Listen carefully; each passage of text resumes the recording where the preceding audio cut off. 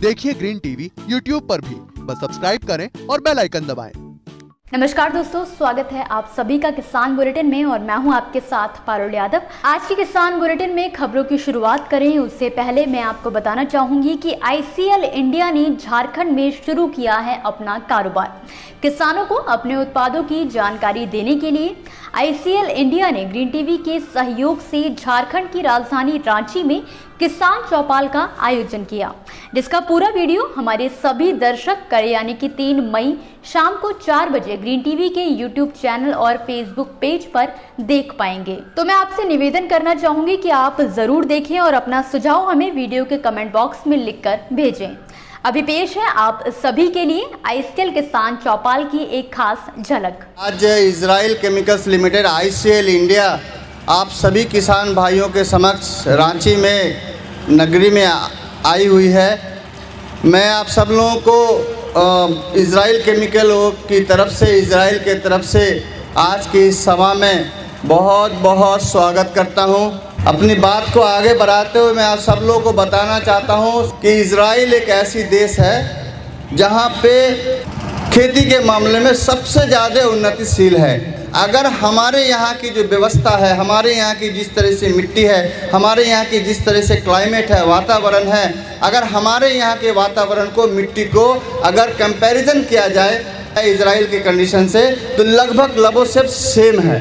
अब देखने की बात यह है कि एक तरफ इजराइल जैसी देश में इतनी सारे फलों का, फूलों का, सब्जियों का उपज इतने तादाद में होता है कि हम लोग हमारे यहाँ से कृषि वैज्ञानिक विशा एग्रीकल्चर यूनिवर्सिटी और डिपार्टमेंट ऑफ एग्रीकल्चर ने हमारे यहाँ के बहुत सारे किसान बंधु भाइयों को इजराइल लेकर के गए दिखाने के लिए कि देखो ये व्यवस्था जो सेम हमारे यहाँ है और इजराइल में भी जो व्यवस्था है, इजराइल के लोग किस तरह से अपनी खेती के अंदर में उन्नतिशील हैं, ज़्यादा से ज़्यादा मुनाफा कमा रहे हैं, ज़्यादा से ज़्यादा पैदावार ले रहे हैं। और वही सिचुएशन, वही व्यवस्था हमारे यहाँ भी है, फिर भी हम नहीं ले पा रहे। इन सब चीज़ को वहाँ के किसान लोग जब देख करके आए, इजराइल से जब वापस आए, तो हमारे यहाँ नगरी में कई हज़ारों किसान ऐसे हैं जो नई विधियों, नई तकनीक से खेती करना शुरू की, जैसे कि ड्रिप इरिगेशन, जैसे कि मल्चिंग, जैसे कि स्प्रिंकलर इरिगेशन। आशा करते हैं कि आज की आप सब लोगों को ज़्यादा से ज़्यादा इजराइल की तकनीक, इजराइल की टेक्नोलॉजी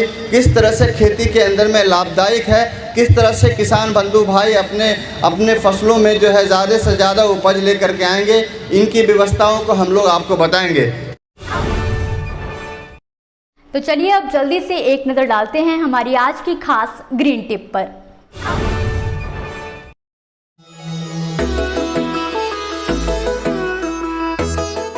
करेले की बुआई के लिए आवश्यक है कि करेले को सीधा ज़मीन में ना बोएं, उसके लिए क्यारियां बनाएं और मेड़ बनाकर उसके ऊपर उनका बीज बोया जाए और बीज नाली के साथ बोया जाए, ताकि जो पानी लगेगा अंकुरण में भी सहायता करेगा और उसकी बढ़वार में भी सहायता करेगा। उसके लिए आजकल ब्रॉड बेड फरो प्लांटर्स आए हैं, तो उनकी सहायता भी ली जा सकती है।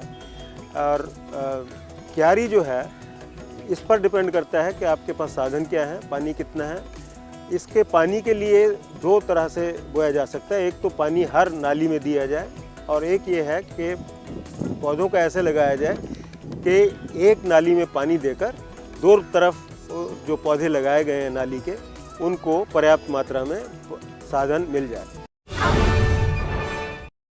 आपको हमारी आज की खास ग्रीन टिप कैसी लगी और इस पर आपका हमारे लिए क्या सुझाव है, हमें कमेंट बॉक्स में लिखकर जरूर बताएं। फिलहाल अब जल्दी से एक नजर डालते हैं किसान बुलेटिन में आज की बड़ी हेडलाइंस पर। HAU के कृषि वैज्ञानिकों ने तैयार की प्याज की नई किस्म, प्रति हेक्टेयर होगी 350 क्विंटल पैदावार। बढ़ते तापमान के कारण घटी गेहूं की पैदावार, पंजाब में 25% गिर सकता है उत्पादन। पशुओं को खुला छोड़ना मालिक को पड़ेगा भारी, गुजरात मॉडल की राह पर चली मध्य प्रदेश सरकार। हाल ही में चौधरी चरण सिंह हरियाणा कृषि विश्वविद्यालय ने पब्लिक प्राइवेट पार्टनरशिप के तहत प्रौद्योगिकी के व्यवसायीकरण को बढ़ावा देते हुए दक्षिण भारत की एक अग्रणी बीज कंपनी के साथ MOU साइन किया है, जिसके कारण अब विश्वविद्यालय में विकसित की गई प्याज की किस्म HOS 3 अब न केवल हरियाणा बल्कि देश के अन्य राज्यों में भी अपनी पहचान बना पाएगी। आपको बता दें कि प्याज की ये किस्म औसत 320 से लेकर 350 क्विंटल प्रति हेक्टेयर उपज देती है। इस किस्म के हल्के कांस्य रंग के गोलाकार बल्ब होते हैं और तो और इसमें स्टोरेज के दौरान सिर्फ 3.7% बोल्टिंग और 7.2% अंकुरण होती है।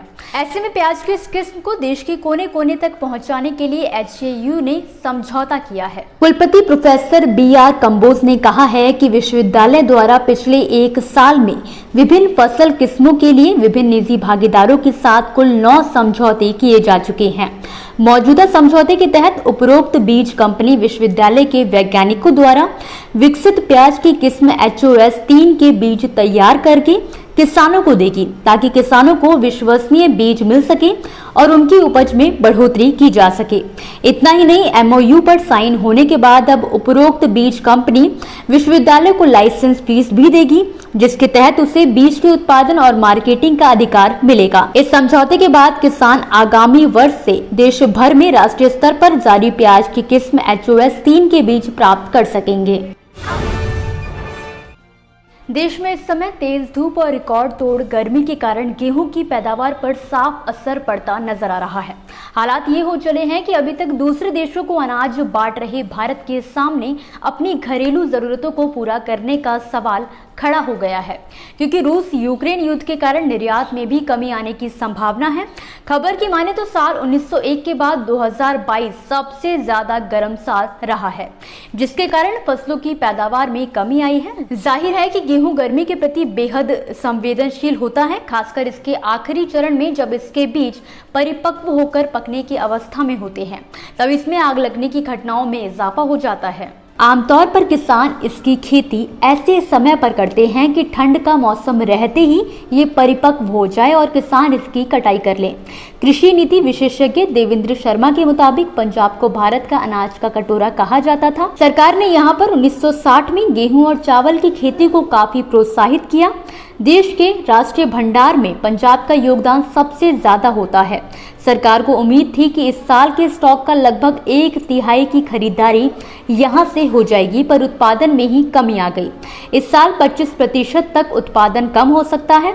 उत्तर प्रदेश और मध्य प्रदेश जैसे अन्य प्रमुख गेहूं उत्पादक राज्यों में भी यही कहानी है। सार्वजनिक स्थानों या सड़कों पर बहुत से पशु मालिक अपने पशुओं को चरने के लिए छुट्टा छोड़ देते हैं। सड़कों पर पशुओं के छुट्टा घूमने से आए दिन लोग दुर्घटना के शिकार हो जाते हैं, और इतना ही नहीं, ये पशु किसानों की फसलों को भी कई बार बर्बाद कर जाते हैं। ऐसे में छुट्टा पशुओं की समस्याओं से निपटान के लिए मध्य प्रदेश सरकार कड़ा कदम उठाने जा रही है। शिवराज सरकार ने नगरपालिका विधि संशोधन अधिनियम 2022 लाने का फैसला किया है।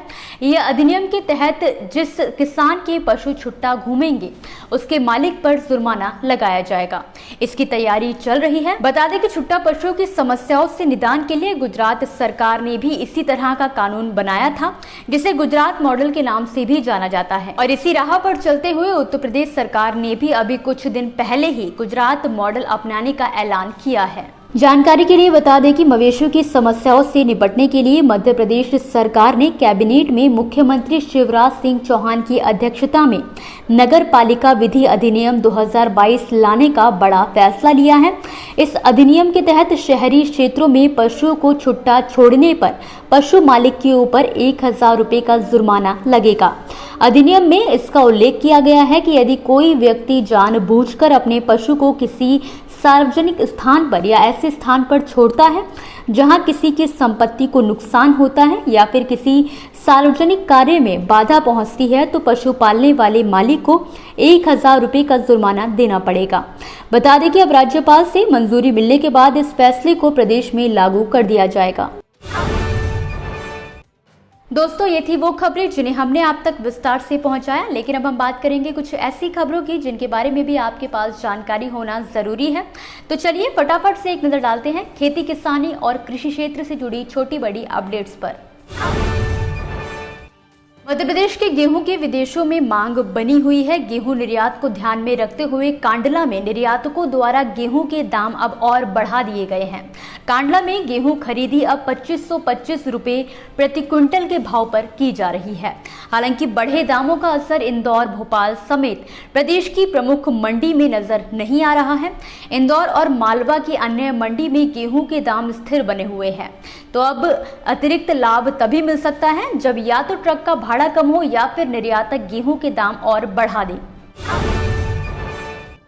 बढ़ती गर्मी के बीच नींबू के बढ़े हुए दाम ने सभी को परेशान कर दिया था, लेकिन वहीं मध्य प्रदेश से नींबू के दाम कम होने की खबरें आ रही हैं। 10 रुपए का एक नींबू अब 14 रुपए किलो यानी कि 1400 रुपए क्विंटल रह गया है। वहीं प्याज के भी भाव गिरने के आसार नजर आने लगे हैं। जबलपुर मंडी में प्याज के थोक भाव 8 रुपए प्रति किलो तक पहुंच गए हैं। उत्तर प्रदेश के लखीमपुर खीरी में एक बार फिर से किसान नेता जुटने वाले हैं। शनिवार को भारतीय किसान यूनियन ने जानकारी दी कि संयुक्त किसान मोर्चा के बैनर तले यूनियन के लोग 5 मई को लखीमपुर खीरी पहुंच रहे हैं। भारतीय किसान यूनियन का कहना है कि वो मृतक किसानों को इंसाफ दिलाने के लिए लखीमपुर पहुंचेंगे। महाराष्ट्र में तरबूज किसानों की समस्याएं खत्म होती नजर नहीं आ रही हैं। पिछले 1 महीने से तरबूज के रेट में गिरावट आ रही है। वहीं दूसरी तरफ वर्धा जिले में किसान इसलिए परेशान हैं क्योंकि उनकी फसलों को जंगली जानवर खराब कर रहे हैं। प्रफुल्ल नामक किसान ने अपनी 2.5 एकड़ जमीन में तरबूज की खेती की थी, जिसे मवेशियों ने बर्बाद कर डाला। संयुक्त संचालक कृषि बीएल बिलैया ने किसानों को अपने खेत की मिट्टी परीक्षण का सुझाव दिया है। बीएल बिलैया ने किसानों से कहा है कि रबी फसल की कटाई के उपरांत अभी खेत खाली हैं और यही समय है कि खेत से मिट्टी का नमूना एकत्रित कर परीक्षण कराने से मिट्टी में उपस्थित पोषक तत्वों की स्थिति और मात्रा का पता चल जाता है, जिससे आगामी खरीफ मौसम में बोई जाने वाली फसल के लिए आवश्यक पोषक तत्वों की मात्रा निर्धारित की जा सकती है। इसी के साथ आज के किसान बुलेटिन की बड़ी खबरों में फिलहाल के लिए बस इतना ही। आप मुझे दीजिए इजाजत और देखते रहिए ग्रीन टीवी। नमस्कार। देखिए ग्रीन टीवी YouTube पर भी, बस सब्सक्राइब करें और बेल आइकन दबाएं।